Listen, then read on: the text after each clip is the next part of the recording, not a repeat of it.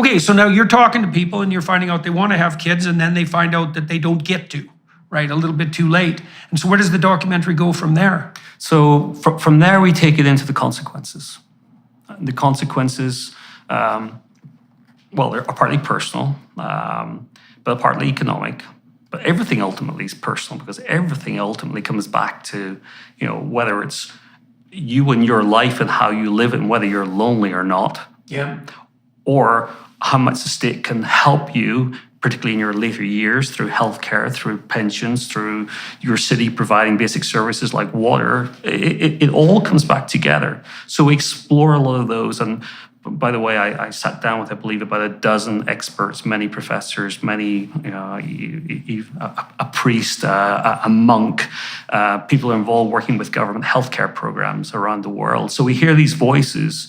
And other than one organization, which happens to be the successor to what Paul Ehrlich set up, they were the only organization who took an optimistic view. Of course, they would do that. Everybody else is negative. Everybody else is worried about the future consequences of this. And just by the way, I should call this out. Ehrlich set up an organization, author of The Population Bomb, of course, called ZPG, which evolved into Zero population growth. Yeah. It evolved into another organization that still has something like 30,000 teachers who train other teachers, who educate 4 million US high school kids every year. And they explain the population problems, usually in Africa. And their message is, please think about this. Yeah, well, there's nothing racist about the too many African narrative. Yeah, and when you teach someone like 2 and 2 is 4, you don't say, think about that.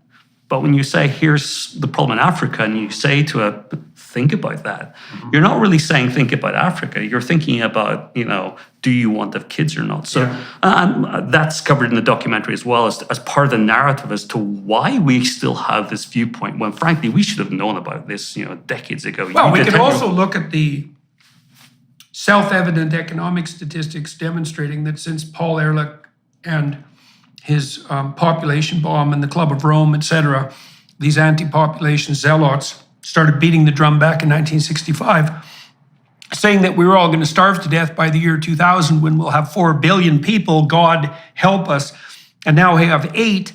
And the relationship between wealth growth and population has been extremely positive, not negative or flat.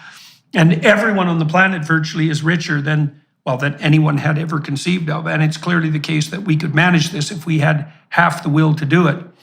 And so the data are in.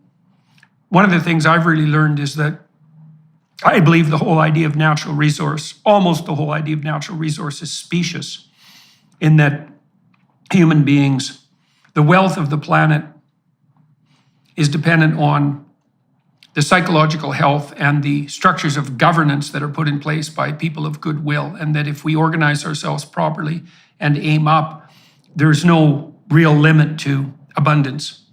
And it's certainly not population dependent. We're not in a zero-sum game. We are not yeast in a Petri dish. We're not doomed to a Malthusian outcome.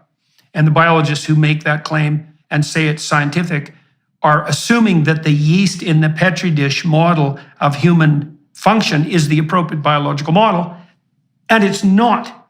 And the reason for that is because we can let our ideas die instead of us, and we can learn and we can transform, and we're very good at that.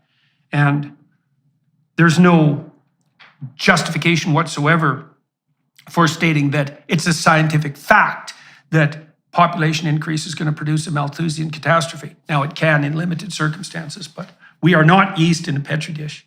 That's the wrong model. So, and I can't disagree. I mean, I'm a data analyst. I'm only prepared to comment when I've done my own work or I've seen detailed work of others. I can't imagine how complicated it must be to model the planet. I mean, that's on a level beyond anything any rational statistician could do alone. It's models on top of models on top of models. Yeah. So Tower of Babel. So where I come from is, look, to be honest with you, I don't know.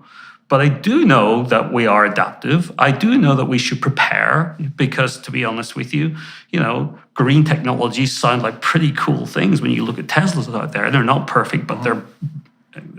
Remembering I work with a lot of automotive clients, but what Elon has done for the industry, is phenomenal. Well, then to bring it back to the documentary, at this point, we come back to this point of loneliness and meet people. And I mean, there's a scene where I go to a crematorium in Germany, and I'm hoping to find out something about what it's like to bury people who have no family. I nearly got an interview directly with the director, but he refused to meet me, and an intermediary kind of sat down to explain why. And it's horrendous. And so this is off camera, but I got a long note recently with more information as to what's happening.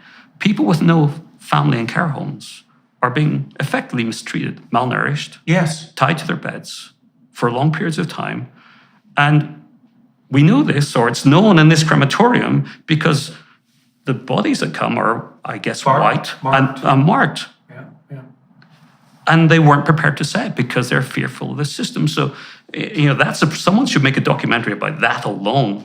But it tells you that the life of these people without family, and we can't see it because these people, whether it be in that suburb in Japan or in Germany or anywhere else, these people are spending their lives in their homes alone, hidden from the world. So, well, the thing is, in our culture, we only seem to be able to apprehend life until about 30. Like, that's our vision. The vision is you're young, you're full of promise, you get educated, you have your career, and then you're 30. And what's happening? Well, now you're successful. It's like, okay, but you got 60 years left there. What are you going to do with that? Well, how long is your career going to run you? Well, lots of people think about early retirement, and that's particularly perhaps the case if you're successful economically. So let's say you retire at 50. Okay, fair enough. You got 45 years left. What's your vision for that? Well, now you're alone. You don't have a family. You don't have a partner. You don't have a career either. So what are you planning to do? Exactly. What's your vision? And the answer is we don't have a vision for that. We don't have a vision for the expanse of our life.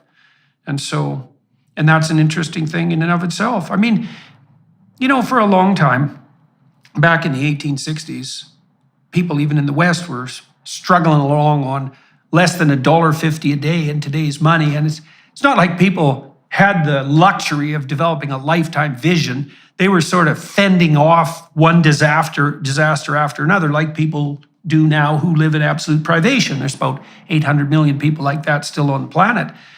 And then once you get a little bit wealthier, a little more secure, you can start thinking about the future. But that's very, very complicated. And this luxurious wealth we have is new enough so that our capacity to develop a lifetime vision hasn't developed to a degree that's sophisticated enough to take that whole time span into account. But this vision of isolated death with no one around you that cares, I wouldn't recommend that as your life from 70 to 95. It's pretty damn dismal. So, Jordan, it's going to be worse in less industrialized nations, because you go to Brazil, and as professors there, I met 3 of them, the phrase they used was, we're getting old before we got rich in Brazil. Right. So they can't provide the infrastructure resources to the elderly on a level comparable to what we can. So the life of elderly people, when I look at India with the birth rate now below replacement level, growing population because it's so young, people are living longer, which is a good thing. But I'm looking at a future for India 30 years from now where you're going to have so many old people and so few people to take care of them. Mm. So this is a problem that we focus too much on in our own societies. This is a global humanitarian crisis of old people who are going to be left, by and large, to some extent to fend for themselves. And when they're not fending for themselves, they're going to be mostly in their homes or alone. And well, I find the psychological argument, I would say, probably more compelling. I think not because I take any issue to your forward-looking projections, but because things are so unstable on the technological and economic and political front that projecting even a decade into the future seems in some ways like a fool's errand, right? Because God only knows what's coming down the pipelines with regards to new technology.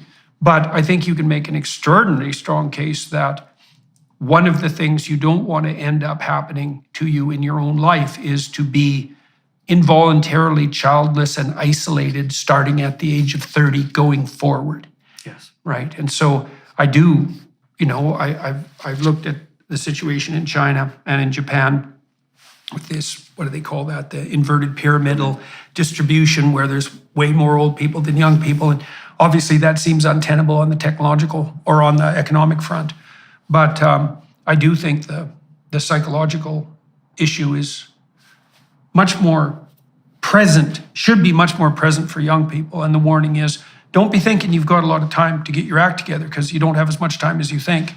And you want to get things going sooner than you might find it convenient. There's never a convenient time to have a child.